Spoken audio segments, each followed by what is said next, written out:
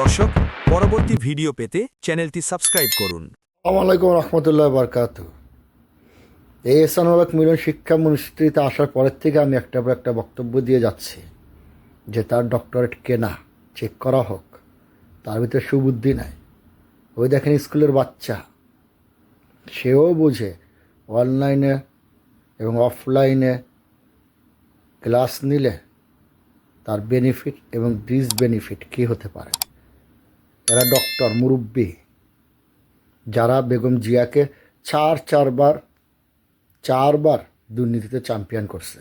এই ডক্টর মঈন খান, doctor Khandakar Mosharraf, doctor Ehsanul হক মিলন, doctor আরও কত কে ব্লা। ওই বাচ্চা থেকে শিক্ষা নেন। আপনাদের কিছু দর্শন দরকার, বুঝছেন? আমার দেশে ভালো ফিলোসফার নাই। বাংলাদেশের সরকারের জন্য একজন উন্নত মানের উচ্চ সুজ্ঞান সম্পর্ক একজন দার্শনিক দরকার, যারা অ্যাডভান্টেজ ডিসঅ্যাডভান্টেজ দুটো বিষয় নিয়ে ভালো জ্ঞান রাখে। প্রত্যেকটা বিষয়কে ডিসপিউটে নিয়ে তারা রেজুলেশন করবে। 1752 বিনিময়ে বাংলাদেশকে একটা ন্যাশনাল জাতীয়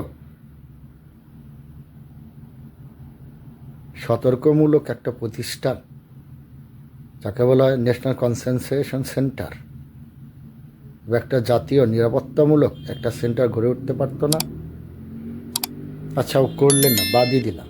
বাংলাদেশের প্রতিষ্ঠানগুলো আসে না, প্রতিষ্ঠানগুলো থেকে সরকার জ্ঞান নিতে পারে না।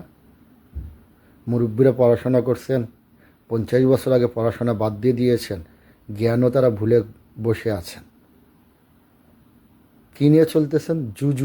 জুজুময়।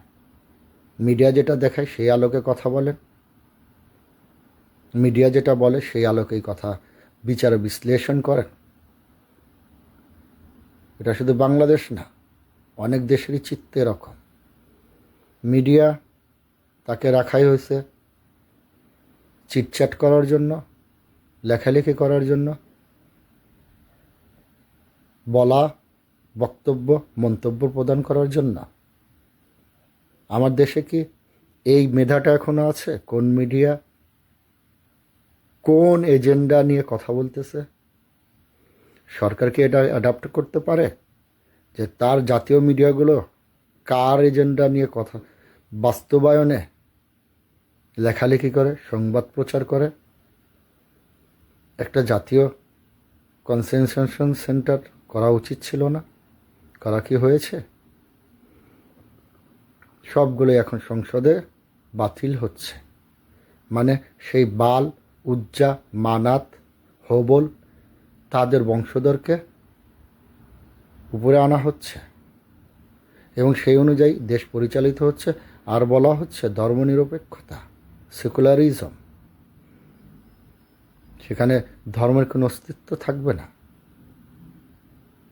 যদি আমরা দার্শনিকভাবে খেয়াল করি, মানুষকে সভ্যতা আনয়নে ধর্মের ভূমিকা কীরকম, কতটুক গুরুত্বপূর্ণ, যারা জ্ঞান অর্জন করেছেন, যারা জ্ঞানী তারা জানেন না, বোঝেন না। তা আপনার সেই বিবেকটা কোথায়? সেই সতর্ক করার, জাতিকে ঐক্যবদ্ধ করার সেই এজেন্সিটা কোথায়? আপনার রাষ্ট্রীয় স্টেক হোল্ডার অনেক এজেন্সি রয়ে গেছে, যারা রাষ্ট্রকে দ্বিধা বিভক্ত করার জন্য উঠে পড়ে লেগে আছে। আমার জাতীয়তা কোথায়, যেখানে এক বাংলাদেশি জাতীয়তা নিয়ে কাজ করবে? তারা কি একটা তরল পদার্থ হয়ে গেছে? কচুর পাতার উপর পানি থাকলে যেটা হয় সেরকম কি তারা হয়ে গেছে? নাকি তারা ছাতার ভূমিকা পালন করতেছে, যেখানে বৃষ্টি সেখানেই ছাতা ধরো? নাকি তারা গোলাম বনে গেছে, যেখানে আল্লাহ সেখানেই কল্লা দাও? এটা তো ভালো, কিন্তু আল্লাহকে অদৃশ্য রাখতে হবে। আল্লাহকে তো দেখা যায় না। দৃশ্য মানে আল্লাহকে আপনার হাইকোর্ট, সুপ্রিম কোর্ট, জজ কোর্ট, আপনার সংবিধান। প্রশ্নটা আপনাদের কাছে রেখে গেলাম।